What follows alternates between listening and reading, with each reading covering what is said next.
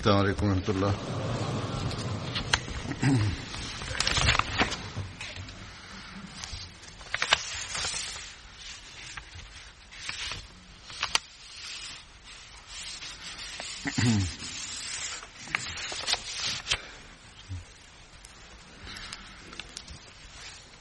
أشهد أن لا إله إلا الله وحده لا شريك له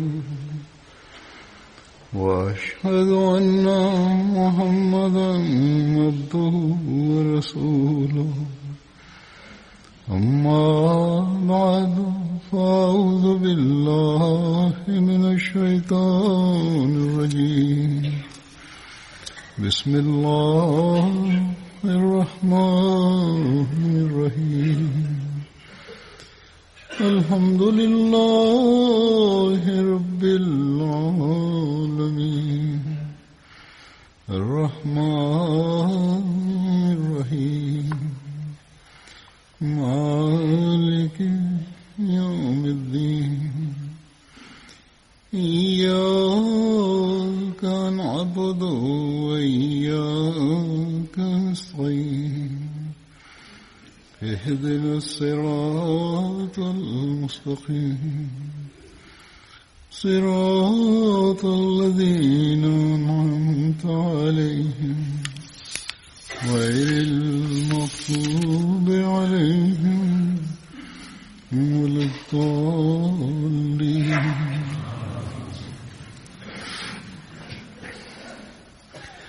ليس عليك هداهم ولكن الله يهدي من يشاء وما تنفقوا من خير فلأنفسكم وما تنفقوا من خير فلأنفسكم وما تنفقون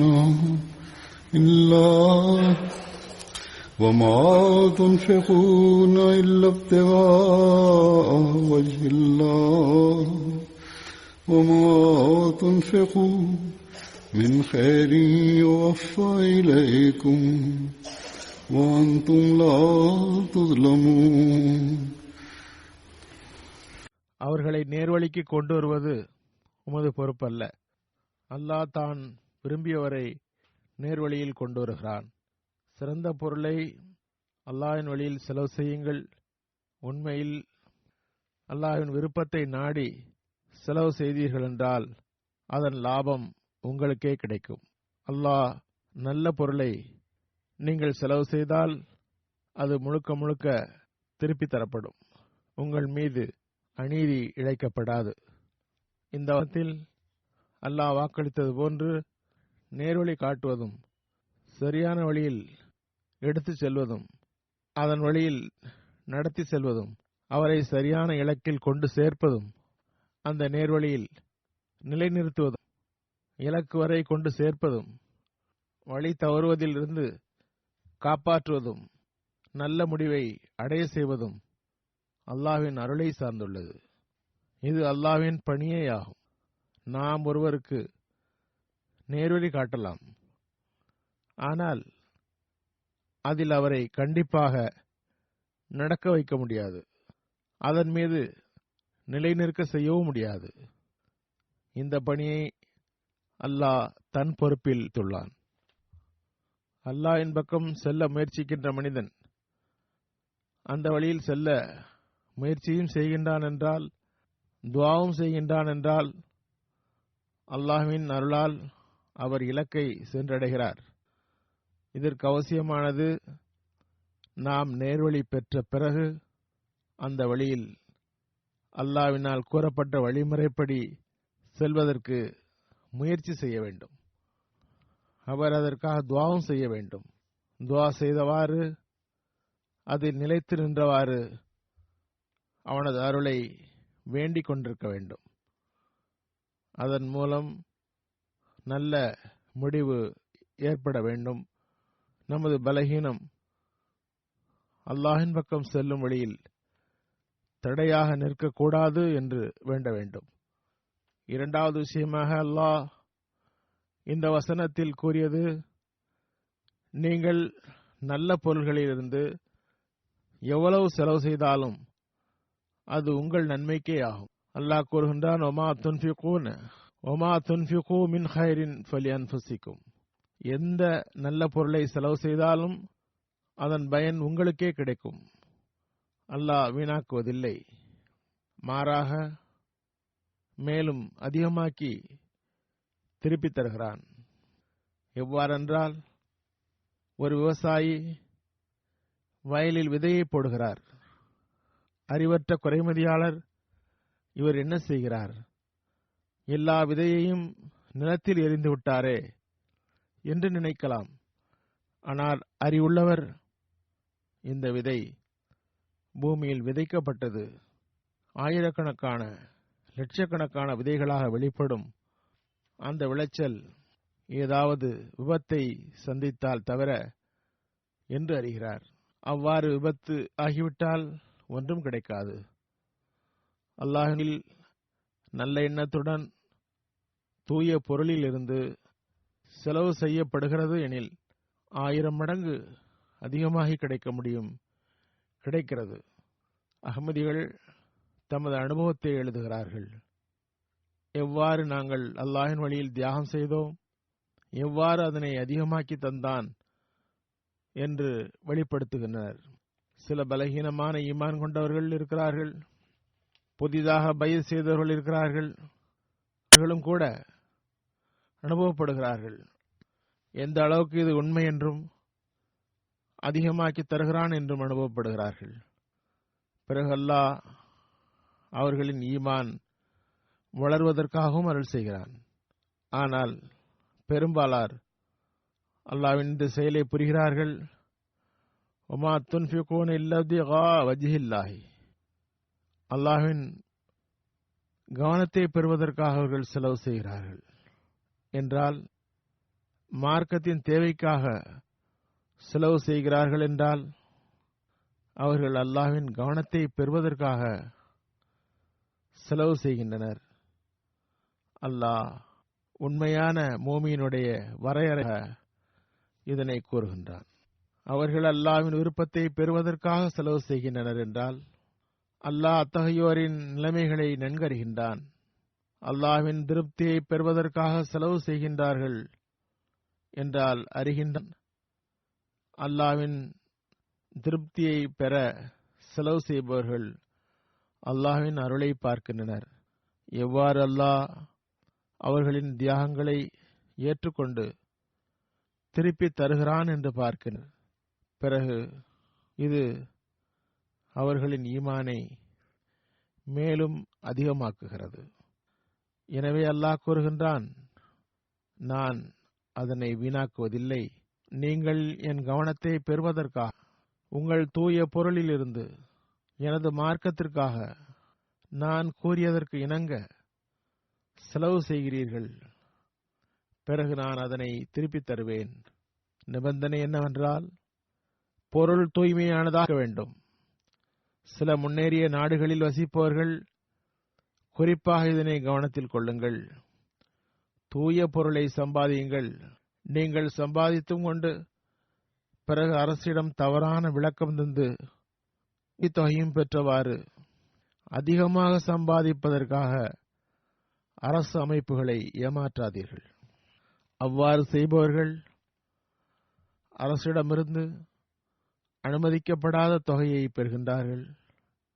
குடிமகன் என்ற முறையில் அரசுக்கு தர வேண்டிய வரியையும் வழங்குவதில்லை. மற்ற மக்களின் உரிமைகளையும் பறிக்கின்றார்கள். அந்த தொகை நாட்டின் வளர்ச்சிக்காக செலவு செய்யப்படலாம், அது தடை செய்யப்படுகிறது. எல்லாவற்றிலும் அதிகமாக தவறான விளக்கம் தருவதால் பொய் கூறிய பாவம் வருகிறது. இவை அனைத்தும் தவறாகும், பாவமாகும். தூய பொருளில் இருந்து விலக்கி வைப்பதாகும். பிறகு தூய பொருளுடன் வேறு வழியில் சம்பாதித்த பொருள்களும் கலந்து விடுகிறது. அப்பணியை அல்லாஹ் தடுத்தும் இருக்கிறான் என்றால் அவ்வழியில் பாதித்த பொருள் தூய பொருள் ஆகாது. எவ்வாறு இருப்பினும் அல்லாஹ் கூறுகின்றான், தூய பொருள்களிலிருந்து எனது கவனத்தை பெறுவதற்காக தரப்பட்ட பொருள்களை ஏற்றுக்கொள்வது மட்டுமின்றி யுவஃபா இலைக்கும் முழுக்க முழுக்க திருப்பி தந்து விடுகிறேன், பல்வேறு வழிகளில் திருப்பி தருகிறேன். அல்லாஹ் தஆலா எவருக்கும் அநீதி இழைப்பதில்லை.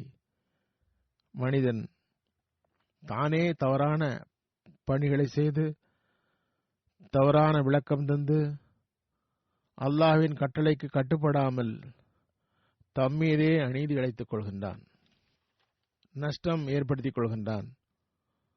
அல்லாஹ்வின் அருளால் அல்லாஹ்வின் அருள்களை பெறுபவர்கள் மற்றும் அல்லாஹ்வின் இந்த செயல் பற்றி அனுபவம் பெற்றவர்களாக ஆயிரக்கணக்கான லட்சக்கணக்கான அகமதிகள் உள்ளனர். அவர்களுள் ஒரு சிலருடைய உதாரணத்தை நான் எடுத்து வைக்கிறேன். இந்த தியாகத்தின் காட்சியை நாம் ஹதரத் மஸீஹ் மவ்ஊத் அலைஹிஸ்ஸலாமுடைய காலத்தில் பார்க்கிறோம் என்றால் அது இப்போதும் காண முடிகிறது. முற்காலத்தில் மட்டும் நடைபெற்றவை அல்ல. எவ்வாறான தியாகங்களை அதிருப்திகரமான சூழல் நிலவும் நிலையிலும் கூட அல்லாஹ்வின் கவனத்தை பெறுவதற்காகவும் அவனது திருப்தியை பெறுவதற்காகவும் அகமதிகள் செய்கின்றார்கள். இன்று ஹுத்பாவில் தஹ்ரீக் ஜதீதினுடைய புதிய நிதியாண்டினை தொடக்கி வைக்க வேண்டியுள்ளது.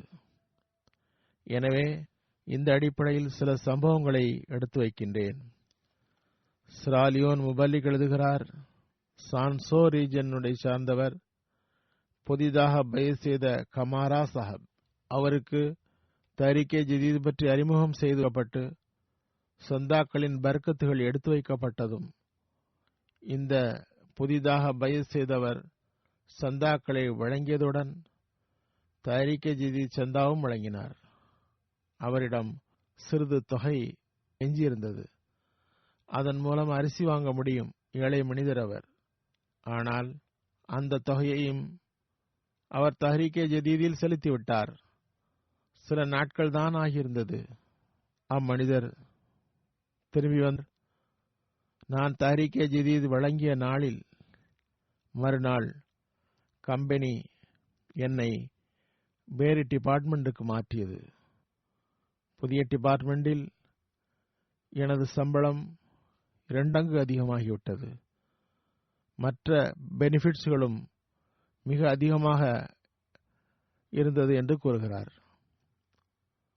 இந்த பர்க்கத்துகள் சந்தாக்களின் பர்க்கத்தால் ஏற்பட்டது என்றார். நான் அவற்றை கூறியிருந்தேன். அதன் ஒரு பொலிவை அவரிடமும் காட்டினான். இனி ஒவ்வொரு மாதமும் சந்தா ஆமுடன் சேர்த்து தஹ்ரீக் ஜதீதும் கூட தருவேன் என்று கூறினார். பிறகு சிராலியோன் ரீஜன் லோன்சோவின் முபல்லிக் கூறுகிறார், இதுவும் ஒரு சம்பவம். ஏழ்மையில் இருந்த நிலையிலும் தியாகம் செய்பவர்களுக்கு அல்லாஹ் எவ்வாறு வழங்குகிறான், அது அவர்களின் ஈமான் அதிகரிக்கவும் காரணமாக அமைகிறது. சம்பவம் இவ்வாறாகும். சாண்டா மபுல்லன் தௌரா என்ற கிராமம். இதில் ஒரு அஹ்மதி இருந்தார், முஹம்மது சாஹப். இவர் தஹ்ரீக் ஜதீதில் ஒரு தொகையை வாக்குறுதியாக எழுதியிருந்தார். அது அவரால் தர முடியாத தொகையாக இருந்தது. வருட இறுதி வந்தது. என்னிடம் சில டம்ளர் அரிசியை தவிர வேறு எதுவும் இல்லை என்றார். சிறிது அரிசி 1 கிலோ அல்லது 1.5 கிலோ இருக்கலாம். அவர் அந்த அரிசியை விற்று வாக்குறுதியை செலுத்தினார். கூறுகிறார், அதற்கு மறுநாள் எனது தூரத்து உறவினர் 100 கிலோ அரிசியும் சிறிது தொகையும் அன்பளிப்பாக வழங்கினார். இதனால் எனது ஈமான் உறுதியானது.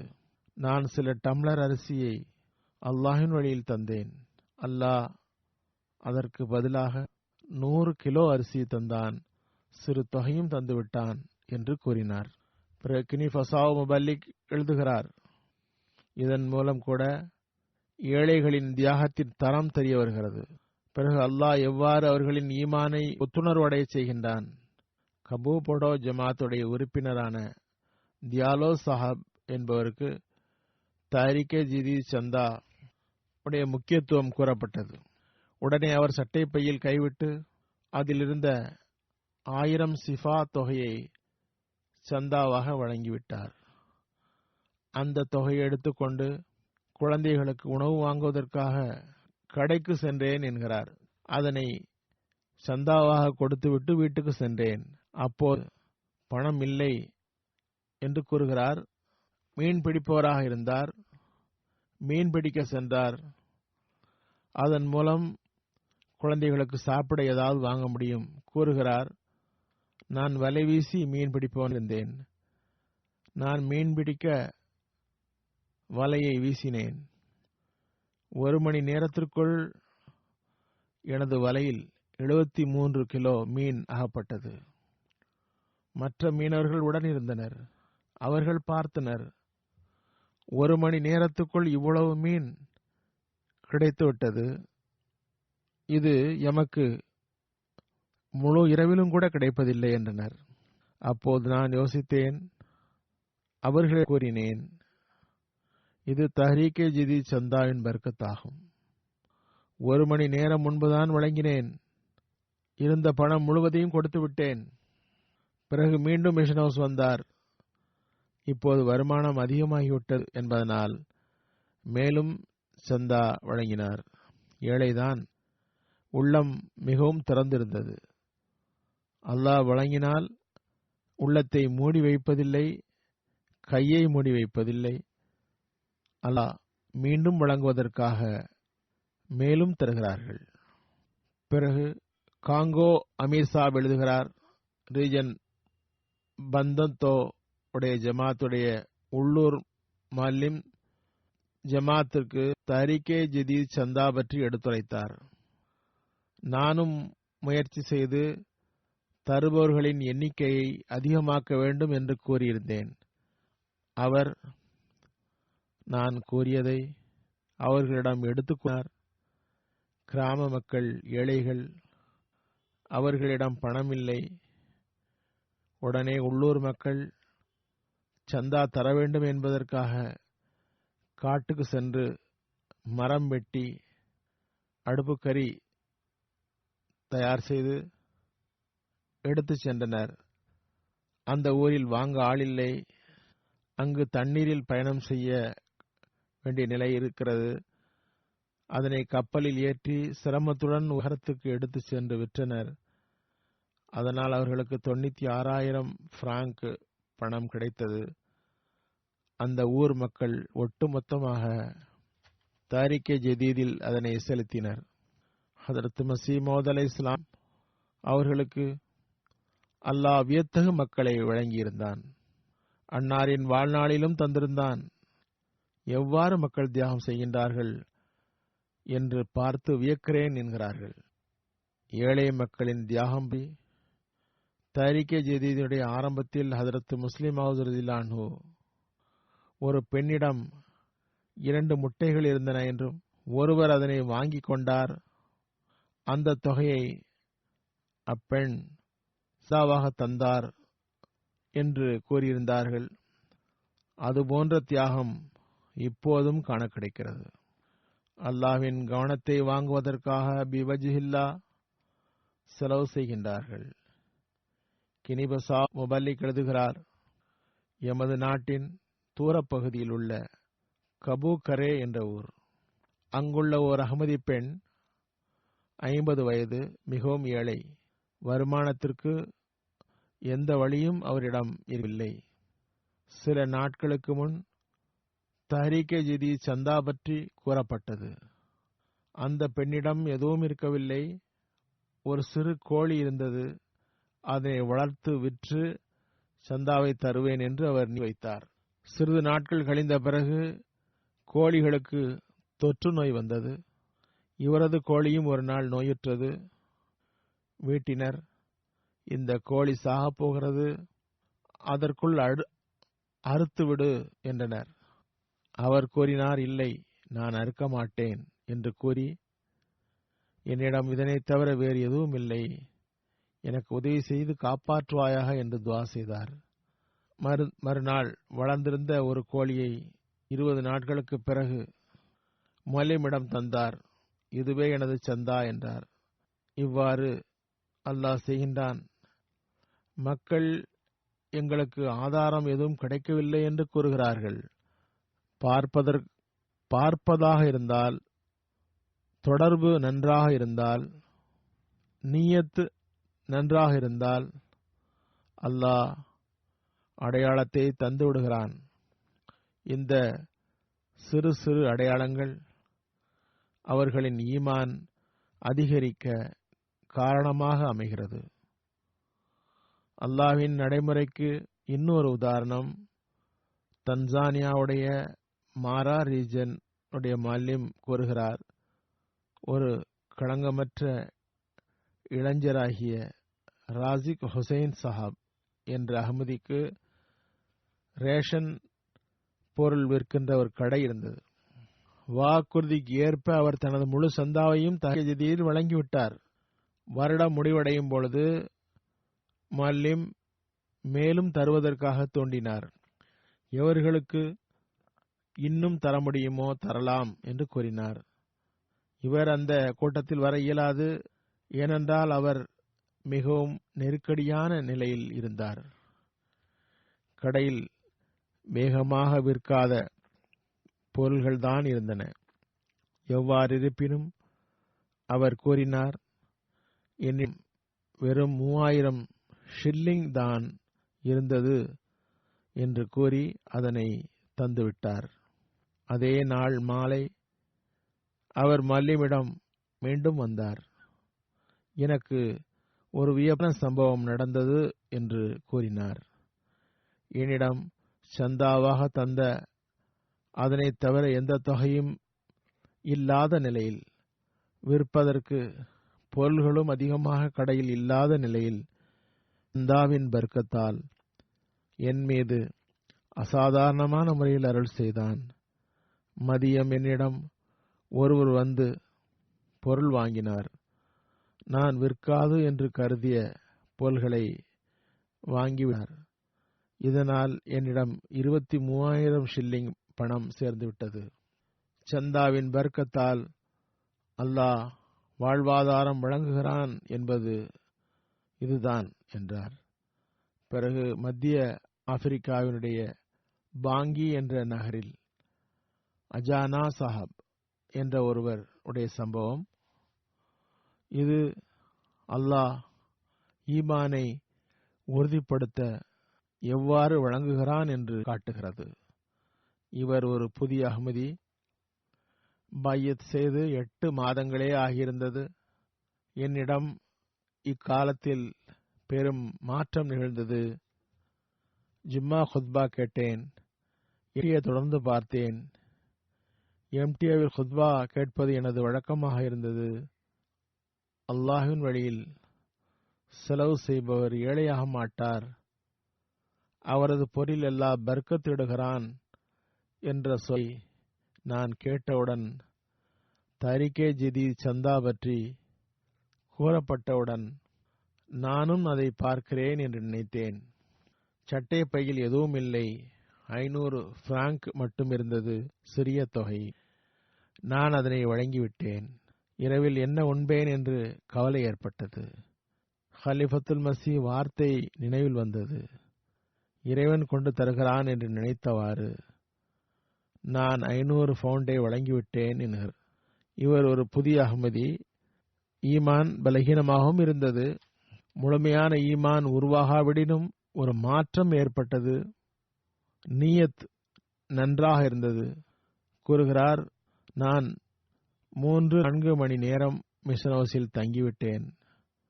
அப்போது ஒரு உறவினருடைய டெலிபோன் வந்தது. அவரிடம் மாலைகள் உள்ளன, அதனை நகரத்திற்கு சென்று விற்க வேண்டும். எனக்கு அவ்வளவு விஷயம் தெரியாது, எனக்கு உதவி செய்யுங்கள் என்றார். உடனே நான் அவரிடம் சென்றேன். அவரை அழைத்து கொண்டு அந்த பணி செய்பவர்களிடம் சென்றேன். மாலையை விற்ற பிறகு எனது நண்பர் என்னிடம் 27,000 பிராங்க் அன்பளிப்பாக தந்தார். அது மட்டுமல்ல, வாங்கியோரும் கூட 10,000 பிராங்க் அன்பளிப்பாக தந்தார். எனக்கு தெரிய வந்தது, நான் 500 பிராங்க் தந்தேன். எனக்கு அல்லாஹ் சில மணி நேரத்திலேயே 37,000 பிராங்க் வழங்கிவிட்டான். இதனால் எனது ஈமான் வளர்ந்தது என்று கூறுகிறார். யூகோவிலிருந்து ஒரு பெண்மணி அல்லாஹ் அவருடன் எவ்வாறு நடந்து கொண்டான், அவருடைய ஈமான் எவ்வாறு வளர்ந்தது என்று பார்க்கலாம். அவர் கூறுகிறார், நான் தஹ்ரீகே ஜதீத் வழங்கிவிட்டேன். உள்ளூர் சதுர் சாஹிபாவிடமிருந்து தூதி செய்தி வந்தது. நமது டார்கெட்டை பூர்த்தி செய்ய இன்னும் நிறைய தொகை தேவை என்று அதில் இருந்தது. அப்போது நான் யோசித்தேன், என்னிடம் பணம் இருந்தாலும் வேறு செலவு உள்ளதே என்று நினைத்தேன். இறுதியில் மேலும் சந்தா வழங்குவதற்கு முடிவு செய்தேன். என்னிடம் இருந்த தொகையை சந்தாவாக தந்துவிட்டேன். மறுநாள் எனது பேங்க் அக்கவுண்டை பார்த்தேன். ஆச்சரியமாகிவிட்டது. நான் எவ்வளவு தொகை வழங்கினேனோ அதனை விட 4 மடங்கு அதிகமாக எனது பணிக்காக தொகை போடப்பட்டிருந்தது. அது முற்றிலும் நான் எதிர்பாராததாக இருந்தது. ஆப்பிரிக்காவில் மட்டுமல்ல, இங்கு ஐரோப்பாவிலும் நல்ல மக்கள் அவ்வாறு செய்கின்றார்கள். அவர்களுக்கு அல்லாஹ் பர்க்கத் செய்கின்றான். பிறகு புர்கினா ஃபாசோ அமீர் சாப் எழுதுகிறார், கோலோவில் சவாட்டோ சாஹப் இவர் தஹ்ரீகே ஜதீதில் ஒவ்வொரு மாதமும் 100 பிராங்க் தந்து கொண்டிருந்தார். ஒருமுறை அவருக்கு ஒரு அன்பளிப்பாக 3 ஆடுகள் ஒருவர் வழங்கினார். அதில் ஒன்றை இவர் தஹ்ரீகே ஜதீதுக்கு தந்துவிட்டார். 2 தன்னிடம் வைத்துக் கொண்டார். அவரது ஆடுகளில் அல்லாஹ் எவ்வளவு பர்க்கத்து வழங்கினான் என்றால், அவர் நிறைய கால்நடைகளின் உரிமையாளர். 100 பிராங்குக்கு பதிலாக 1000 பிராங்க் வழங்கத் தொடங்கினார். களங்கமற்ற பற்றுறுதியுடன் கூடிய தியாகத்திற்கு இன்னும் ஒரு உதாரணம் பெனின் ரீஜனுடைய லோகோசா முபல்லிக் எழுதுகிறார். லோகோசாவின் பெரும்பாலான பகுதியில் வெள்ளப்பெருக்கு ஏற்பட்டது. வழி முழுக்க அடைபட்டது. ஜமாத்திலிருந்து இவன் தொடர்பு கொள்ளப்பட்டது. அது பார்டர் ஏரியாவாக இருந்ததனால் பெரும்பாலானவர்களுடன் தொடர்பு கொள்ள இயலவில்லை. உள்ளூர் மிஷனரி எவரிடம் மோட்டார் போட் இருக்கிறதோ அவர்கள் அதனை தந்தால் நாம் மக்களை சென்று அவர்களின் நிலை என்ன என்று பார்க்க முடியும் என்று யோசனை கூறினார். போலீஸ்காரரிடம் சென்று பேசப்பட்டது. போலீஸ்காரர்கள் ஒரு நிபந்தனையுடன் ஒப்புக்கொண்டனர். அதாவது, நாங்கள் பெட்ரோல் போட வேண்டும், அவ்வாறு செய்தால் அவர்கள் உதவி செய்வோம் என்றனர். அவ்வாறு செய்து நாங்கள் சதர் சாஹிப்பை சென்று சந்தித்தோம். அவர் அழத் தொடங்கினார். அவருக்கு பெரும் நஷ்டம் ஏற்பட்டிருப்பதாக வந்தது. விளைச்சல் அழிந்துவிட்டது. வீட்டின் ஒரு அறை இடிந்து விழுந்துவிட்டது. நாங்கள் அவருக்கு ஆறுதல் கூறினோம். அல்லாஹ் அருள் செய்வான், உங்கள் நஷ்டம் சீர் செய்யப்படும் என்றோம்.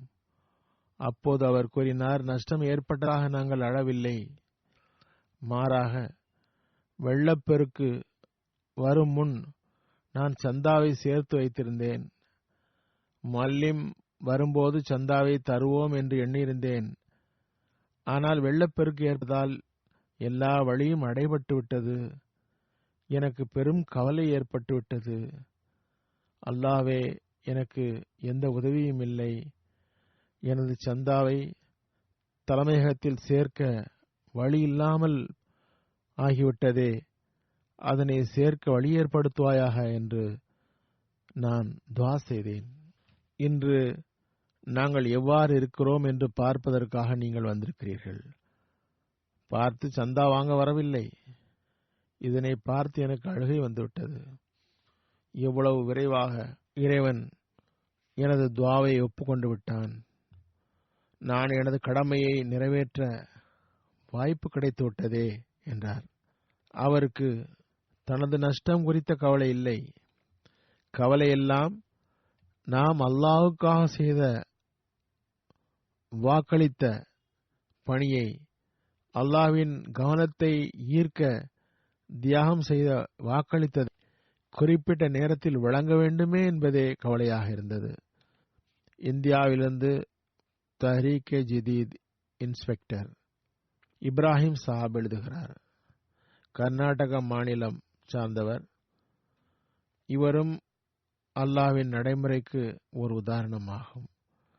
குல்பர்காவின் ஓர் இளைஞர் பெங்களூரில் ஒரு கம்பெனியில் 20,000 ரூபாய் மாதாந்திர சம்பளத்திற்கு வேலை செய்தார். ஹதரத் முஸ்லிம் மவுதுடைய தரமான தியாகத்திற்கு உதாரணமாக பாதி சம்பளத்தை தியாகம் செய்ய வாக்களித்திருந்தார். இவரது வீட்டின் பொருளாதார நிலை சிறப்பாக இருக்கவில்லை. இருந்தும் கூட 10,000 ரூபாய் வாக்களித்திருந்தார். அவரது உறவினர்கள், நீர் இவ்வளவு வாக்குறுதி தரக்கூடாது, உமக்கு மிகவும் சிரமம் என்று கூறினர். ஒரு மாத சம்பளத்தில் பாதியை தருவது கஷ்டம் என்றனர். குறிப்பிடப்பட்ட இவர் கூறினார், மனிதன் முழுமையாக முயற்சி செய்யாமல் அல்லாஹ்வின் மலக்குகள் அவருக்கு உதவி வழங்க மாட்டார்கள் என்று முஸ்லிம் மவுத் கூறியுள்ளார்கள். எனவே நிச்சயமாக நான் தரவே செய்வேன் என்றார். சில நாட்கள்தான் கழிந்திருக்கும்.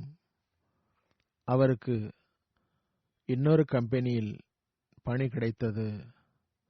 அங்கிற்கு 1,27,000 ரூபாய் சம்பளம் கிடைத்தது. இது சந்தாவின் வர்க்கத்தால் கிடைத்தது என்று அவர் கூறுகிறார். பிறகு இந்தியாவுடைய தஹ்ரீக் ஜதீத் இன்ஸ்பெக்டர் கேரள மாநிலத்திலிருந்து எழுதுகிறார். கருளாயியை சார்ந்த ஒரு களங்கமற்ற அஹ்மதி. தஹ்ரீக் ஜதீத் சந்தா வழங்குபவர்கள் பெரும் சிறப்பு தன்மை பெறுகிறார்கள் என்பதனால் இவர் பர்னிச்சர் வியாபாரியாக இருக்கக்கூடியவர் வக்கீலுல் மால் சுற்றுப்பயணம் செய்த போது தமது ஃபேக்டரியை சுற்றி காண்பித்தார். அப்போது துஆவுக்காகவும் ஒரு விஷயத்தை கூறினார். இப்போது வியாபாரம் நன்றாக இல்லை, சிறப்பாக துஆ செய்யுமாறு கூறினார். பிறகு கூட அவர் தமது சந்தாவாக 15 லட்சம் வருடத்துக்கு தருவதாக எழுதச் செய்தார்.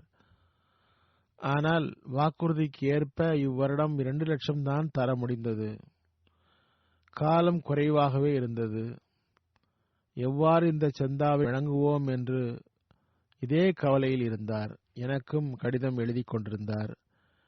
நிதியாண்டின் கடைசியில் துஆ செய்க, அல்லாஹ்வின் அருளால் வாக்குறுதி நிறைவேற்ற வேண்டும் என்று எழுதியிருந்தார். சில மணி நேரங்கள் தான் கழிந்திருக்கும். ஒரு பெருந்தொகை அவரது அக்கவுண்டில் ஏறியது.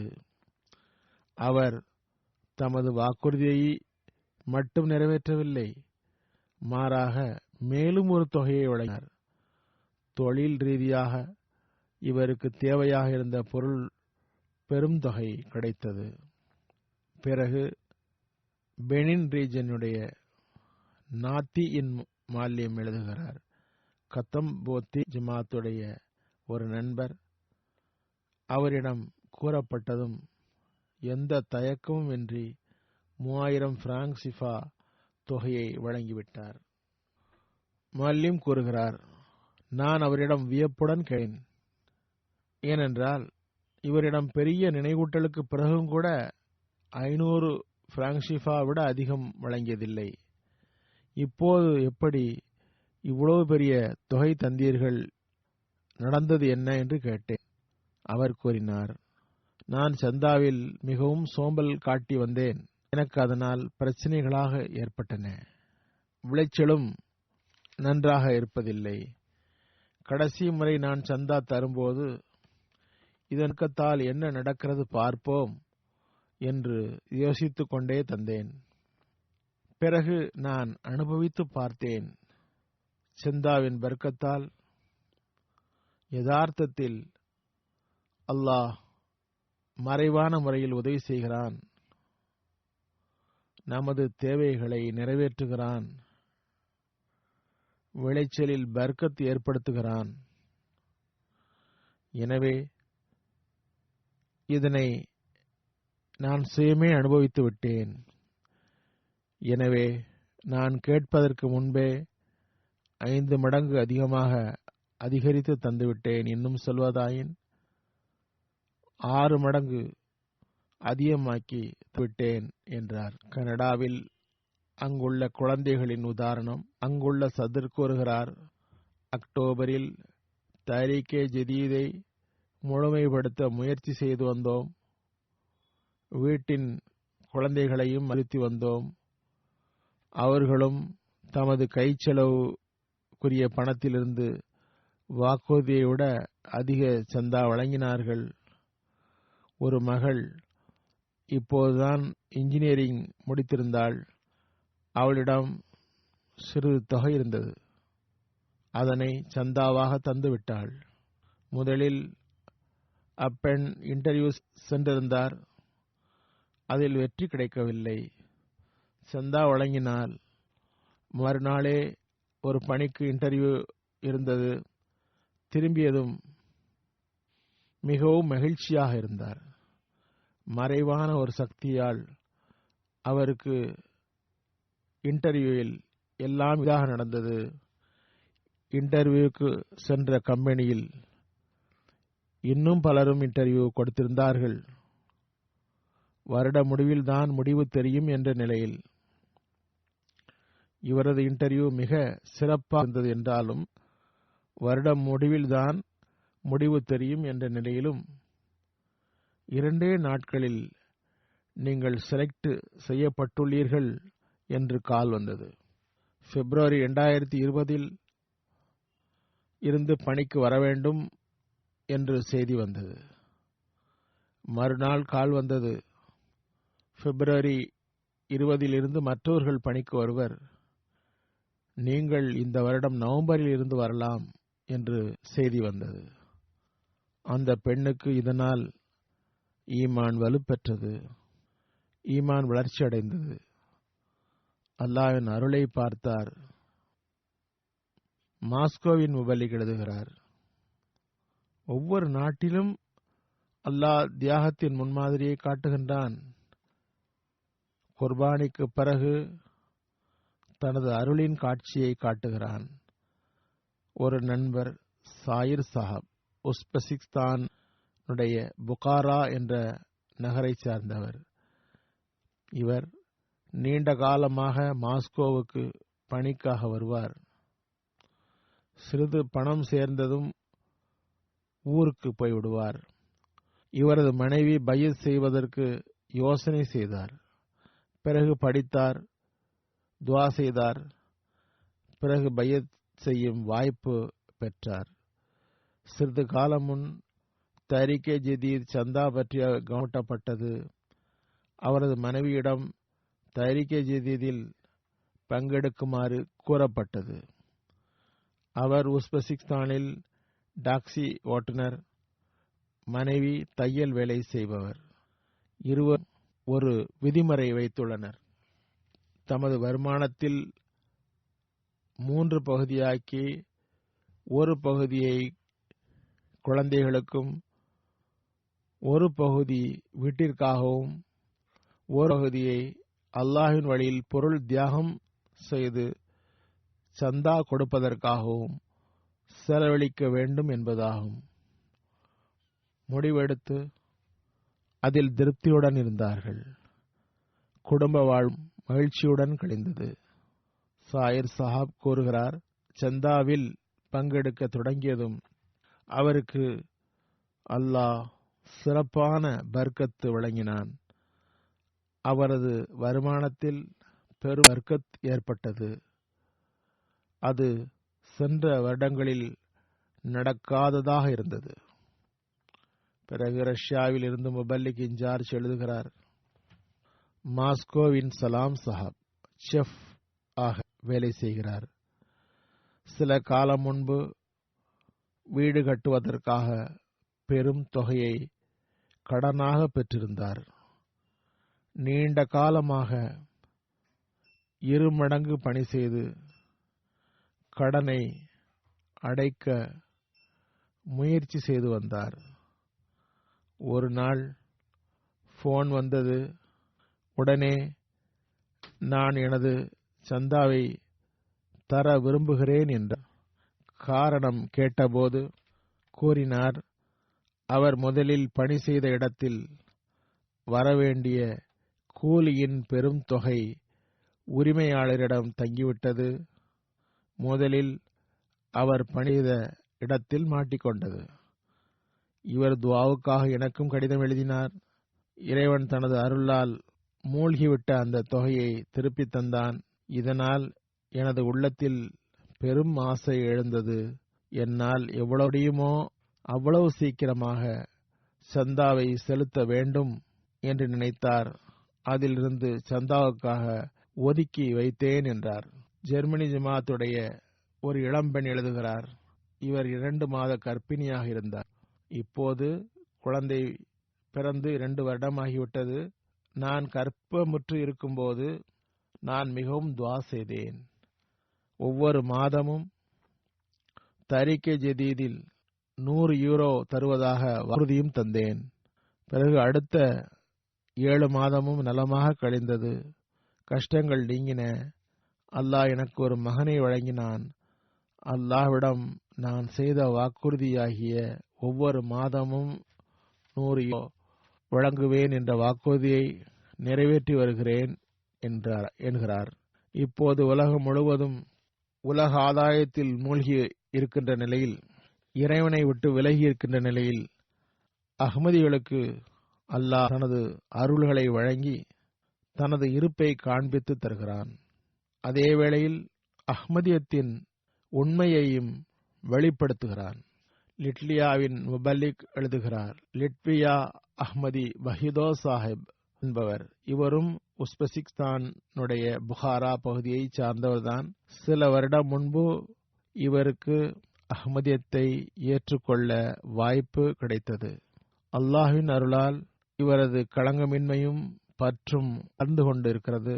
இவரது குடும்பத்தினருடன் நல்ல முறையில் நடந்து கொண்டதால் இவரது மனைவியும் பையத் செய்து ஜமாத்தில் இணைந்தார்.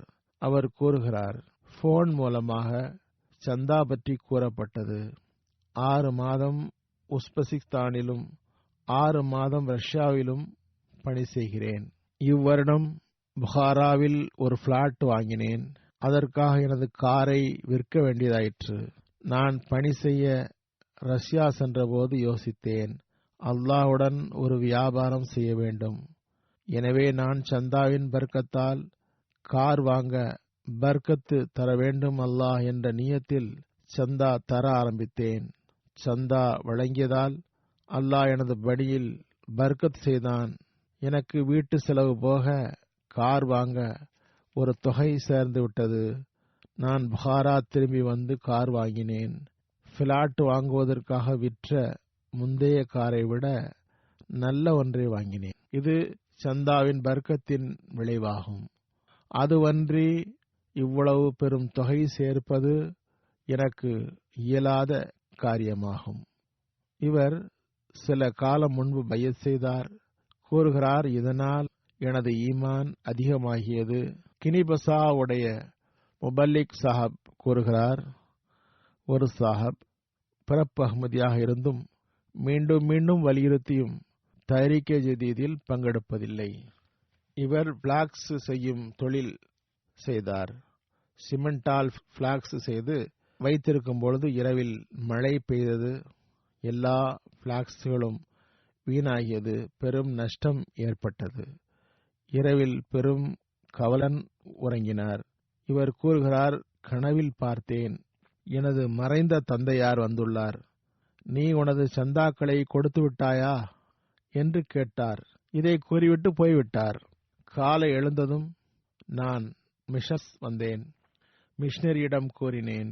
மிஷனரியிடம் வந்து கூறினார், தரீகே ஜதீத் சந்தா பற்றி வலியுறுத்தினீர்கள்.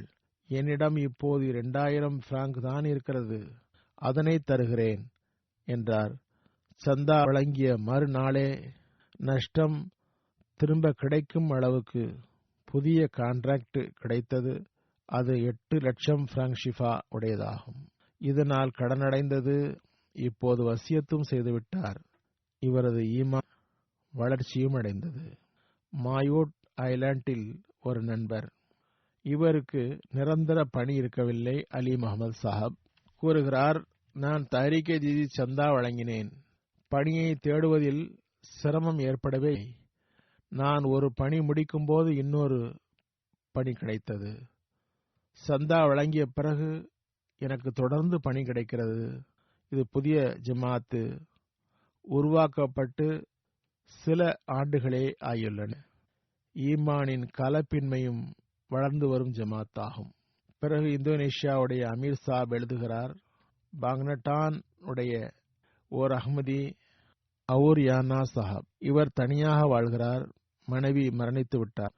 இவர் சந்தா தருவதற்கு என்னென்ன வழிமுறைகளை கையாளுகிறார் என்று பார்த்தால் வியப்பு ஏற்படுகிறது. இவர்களிடம் கலப்பின்மையும் பற்றும் காணப்படுகின்றன.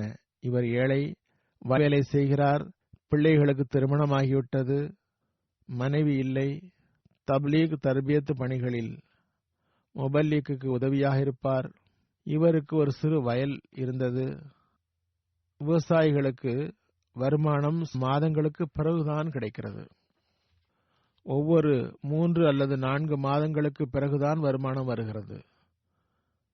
இவர் மாதம் சந்தா முறையாக செலுத்தி வந்தார். ஒருமுறை முபல்லிக் கேட்டார், சாகுபடி 3-4 மாதம் ஒருமுறை நடக்கும், சந்தாவோ முறையாக தருகிறீர்கள் எப்படி என்றதும் அவர் கூறினார், நான் சந்தா தர ஒரு நடைமுறை வைத்துள்ளேன். நான் எனது வயலில் ஒரு பகுதியை பிரித்து அதில் வாழை பயிரிட்டுள்ளேன். அதனையும் எவ்வாறு பயிரிட்டுள்ளேன் என்றால், ஒரு பகுதியை நட்டு சிறு காலம் கழிந்த பிறகு மற்றொரு பகுதியை நட்டுவேன். சில காலம் கழிந்து 3வது பகுதியை நடுவேன். இவ்வாறு ஒவ்வொரு மாதமும் வாழை சாகுபடி வருடம் முழுக்க பழம் தரும். நான் மாதம் பழத்தை அறுத்து சந்தையில் விற்று அதில் வருகிற தொகையை முழுவதும் சந்தாவாக வழங்கிவிடுவேன் என்றார். இந்தோனேஷியா அமீர் சாப் எழுதுகிறார், பல்சார் பங்காரியா என்ற ஜமாத் உள்ள ஒரு புதிய அஹ்மதி சில காலம் முன்பு பையத் செய்திருந்தார். மனைவி தரப்பில் இவருக்கு கடும் எதிர்ப்பு. ஆனால் இவர் உறுதியாக இருந்தார். தரீகே ஜதீதுடைய வருடம் தொடங்கியதும் நமது முபல்லிக் இவரிடம் தரீகே ஜதீதில் இணையுமாறு வலியுறுத்தினார். அவர் 5 லட்சம் இந்தோனேஷியா ரூபாய் வழங்குவதாக வாக்களித்தார். இந்தோனேஷியா ரூபாய் மதிப்பு மிகவும் குறைவு. ஆனால் அவருக்கு அது பெரும் தொகை. அவர் ஒரு சாதாரண ஆசிரியர், வருமானம் குறைவாக இருந்தது. நமது முபல்லிக் அவரிடம், இவ்வளவு தொகை எழுதுகிறீர்களே, முடியுமா, சிரமப்படாதீர்கள் என்று மீண்டும் கேட்டார். அவர் உறுதியுடன், இதுவே எனது வாக்குறுதி என்றார். ரமலான் மாதம் இவரிடம் 100% வழங்குமாறு கூறப்பட்ட போது இவர் தமது வாக்குறுதியை நிறைவேற்றிவிட்டார். ஒரு நாள் இவரது உறவினர் அன்பளிப்பாக ஒரு தொகை கொண்ட கவர் தந்தார். அந்த உரையை இவர் பிரிக்கவில்லை. சதுர் ஜமாத்துடைய வீட்டிற்கு வந்து, அந்த உரையில் எவ்வளவு உள்ளதோ அதனை தரீகே ஜதீத் சந்தாவாக தருகிறேன் என்றார். சதுர் ஜமாத் அந்த கவரை பிரித்த போது அதில் அதே 5 லட்சம் இந்தோனேஷியன் ரூபாய் இருந்தது. அந்த இடத்தில் அவர் தனது வாக்குறுதிக்கு ஏற்ப தொகையை வழங்கிவிட்டார். பிறகு குழந்தைகளின் களங்கமின்மை மற்றும் பற்றுடன் தியாகத்தின் முக்கியத்துவத்தை உணர்ந்திருப்பது ஹதரத் மசீமது அலைஹிஸ்ஸலாம் அவருடைய ஜமாத்தில் காணப்படும் ஒரு புரட்சியாகும். அதனை அன்னார் ஜமாத்தில் உருவாக்கியிருக்கிறார்கள். கானாவின் முபல்லிக் எழுதுகிறார், சில காலம் முன்பு பொருள் தியாகம் மற்றும் தஹ்ரீக் ஜதீத் குறித்து நான் ஹுத்பா தந்தபோது குழந்தைகளிடம் தியாகத்தின் பழக்கத்தை ஏற்படுத்த வேண்டும் என்று கூறியிருந்தேன். அவர்கள் தமது கரங்களால் சந்தா தர வேண்டும் என்று கூறியிருந்தேன்.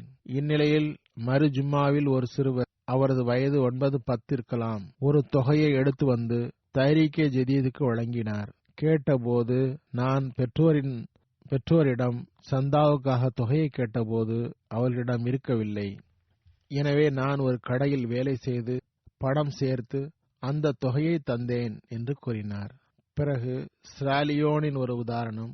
அங்குள்ள உள்ளூர் மால்யம் எழுதுகிறார், பசீர் சாஹப் கென்யாவை சார்ந்தவர். சராபோ ஜமாத்தில் தஹ்ரீக்கே ஜதீத் பற்றி கூறப்பட்ட போது 9 அல்லது 10 வயது குழந்தை நெருப்பு எரிக்கத்தக்க விறகு கட்டைகளை தலையில் சுமந்து வந்து முஅல்லிம் சாஹிபிடம் கூறினார், இந்த கட்டைகளை என்னிடம் வாங்கிக் கொள்ளுங்கள், எவ்வளவு பணம் வருமோ அதனை சந்தாவாக விட்டுக் கொள்ளுங்கள் என்றார்.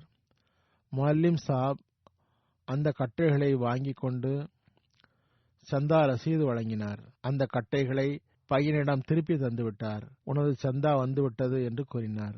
அல்லாஹ் இம்மக்களின் பொருள் மற்றும் ஈமானில் பர்க்கத் ஏற்படுத்துவானாக. இவ்வாறு குர்பானியின் சித்திரம் இங்குள்ள குழந்தைகளிடம், அதாவது ஐரோப்பாவில் உள்ள குழந்தைகளிடம் இருக்காது. இவ்வாறு காட்டில் சென்று விறகு வெட்டி உழைத்து சந்தா கொடுக்க வேண்டும் என்று எண்ணம் வராது. ஏனென்றால் இங்குள்ள நிலைமை நன்றாக உள்ளது. ஆனால் இங்கும் கூட குழந்தைகள் தமது கை செலவு பணத்தில் இருந்து சந்தாவாக தொகை தந்துள்ளனர்.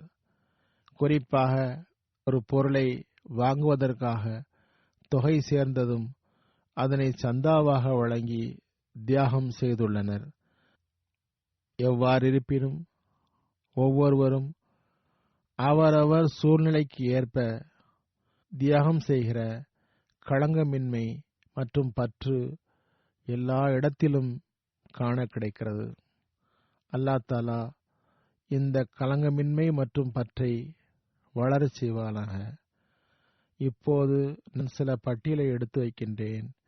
அல்லாஹ் ஜமாத்திற்கு, ஹதரத் மஸீஹ் மவ்ஊத் அலைஹிஸ்ஸலாமுடைய ஜமாத்திற்கு வழங்கிய குர்பானிகளின் வாய்ப்பு பற்றியும், இவ்வாறு குர்பானிகளை வழங்கும் தன்மை அல்லாஹ்வின் ஒத்தாசையின்றி முடியாது என்பதும், அல்லாஹ்வே உள்ளங்களை மாற்றுபவன், அல்லாஹ்வே உள்ளங்களில் இதனை போடுகின்றான், பெரியவர்கள் சிறியவர்கள் என பல்வேறு பகுதிகளில் வாழும் அஹ்மதிகளிடம் ஏற்பட்டான் என்பதும் அறிவுள்ளவருக்கு புரியக்கூடிய விஷயமாகும். இதுவே ஹதரத் மஸீஹ் மவ்ஊத் அலைஹிஸ்ஸலாமுடைய உண்மைக்கு ஆதாரமும் ஆகும். நான் கூறியது போன்று தியாகங்களின் பட்டியலை எடுத்து வைக்கின்றேன். அல்லாஹ்வின் அருளால் தஹ்ரீக்கே ஜதீத் 85ஆம் வருடம் 31 அக்டோபருடன் முடிந்து 86வது வருடம் ஆரம்பித்து விட்டது.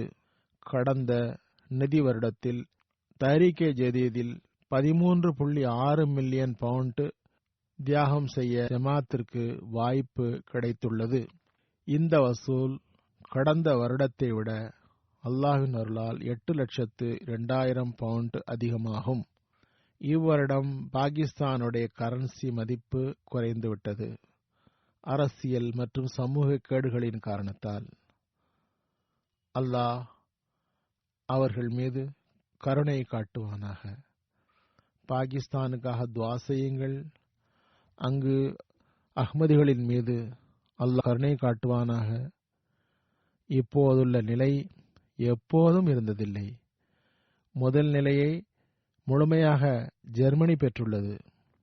ஜெர்மனிக்கு பிறகு 2வது இடம் பாகிஸ்தான், பிறகு பிரிட்டன். முதலில் பாகிஸ்தானை நீக்கிவிட்டு கூறுவது வழக்கம். முதலிடம் அது பெறும். வெளி உலகத்தை பாகிஸ்தானை தவிர எடுத்து கூறுவது வழக்கம். எனவே பாகிஸ்தான் தவிர அது 2வது இடத்தில் இருந்தாலும், அது தவிர 10 நகரங்களின் விவரம் கூறுவேன்.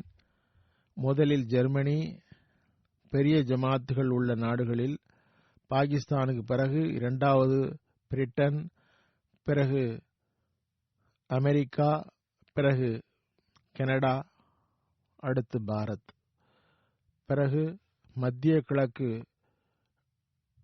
நாடுகளின் ஒரு ஜமாத், பிறகு இந்தோனேஷியா, பிறகு ஆஸ்திரேலியா, பிறகு கானா,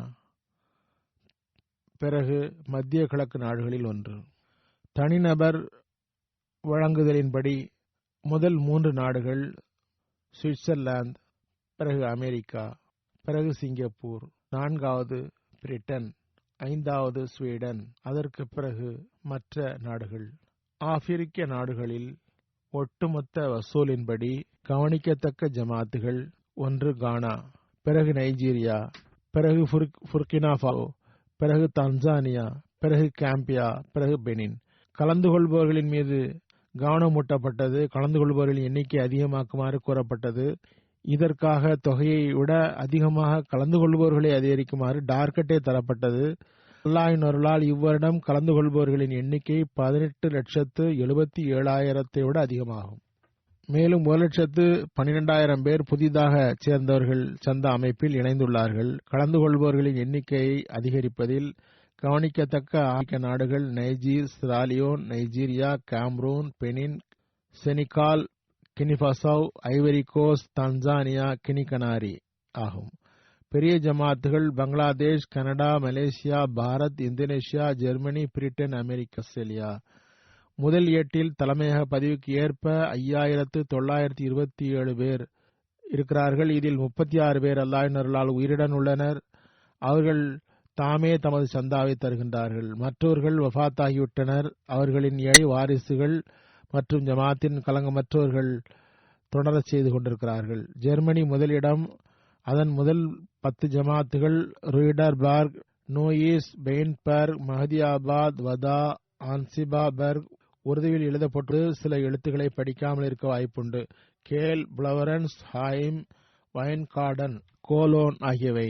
உள்ளூர் இமாரத்துகளில் முதல் 10 இடங்களை பிடிப்பவை ஹம்பர்க் முதலிடம், பிறகு பிராங்க்போர்ட், பிறகு கிரான்ஸ்கிராவ், பிறகு மார்டன், டான்சர்ஃபாக், விசன்பதன் மற்றும் ரிஜிஸ்டர்ட், டாப்ஸ்டட், மன்ஹைம், அசல் ஆகியவை. பாகிஸ்தானில் தஹ்ரீக் ஜதீதுடைய தியாகத்தில் வசூலின் அடிப்படையில் முதலிடம் லாகூர், 2வது ரப்வா, 3வது கராச்சி. மாவட்ட அடிப்படையில் 10 ஜமாத்துகள். முதலில் இஸ்லாமாபாத் முதலிடம், பிறகு சியால்கோட், பிறகு ஃபைசலாபாத், பிறகு குஜ்ரான்வாலா, பிறகு உமர்கோட், பிறகு ஹைதராபாத், பிறகு மீர்பூர் காஸ், பிறகு கசூர்டுபா, டிக், சங்க் மீர்பூர், ஆசாத் காஷ்மீர் ஆகியவை. வசூலின் அடிப்படையில் பாகிஸ்தானில் அதிகம் தியாகம் செய்த நகர்ப்புற ஜமாத்துகள் இமாரத் டிஃபென்ஸ் லாகூர், டவுன்ஷிப் லாகூர், அமாரத் கேண்ட் ராவல்பிண்டி, இமாரத் ராவல்பிண்டி நகர், பிறகு முல்தான், பிறகு இமாரத் அசீசாபாத், கராச்சி இமாரத், டெல்லி கேட் லாகூர், பிறகு கொய்டா, பிறகு பெஷாவர், பிறகு பஹாவலன் கைர். பாகிஸ்தானில் சிறிய 5 ஜமாத்துகள் வாஹகனட், சாபன் தஸ்தி, கோகர் கர்பி, ஜக்னூ, புன்யார் மற்றும் ஜுண்டா. பிரிட்டனுடைய முதல் 5 ரீஜன்கள் முதலில் ஃபைத்துல் புத்து ரீஜன், பிறகு மஸ்ஜித் ஃபசல் ரீஜன், பிறகு Midland region, Baitul Ehsan region, Islamabad region. ஒட்டுமொத்த வசூலின் அடிப்படையில் பிரிட்டனுடைய 10 ஜமாத்துகள் மஸ்ஜித் ஃபசல் முதலிடம், பிறகு பார்க், பிறகு இஸ்லாமாபாத், பிறகு அலாஸ், சார்ட்பட்னி, நியூ மவுல்டன், ஜால்காகம், பர்மின்கம் வெஸ்ட், கிளாஸ்கோ மற்றும் சகந்தாவ். சிறிய ஜமாத்துகள் சவான்சி முதலிடம், பேபஸ்சன்பல் வெளி, கெசே மார்த் வேல் மற்றும் சார்த் ஹாமில்டன்.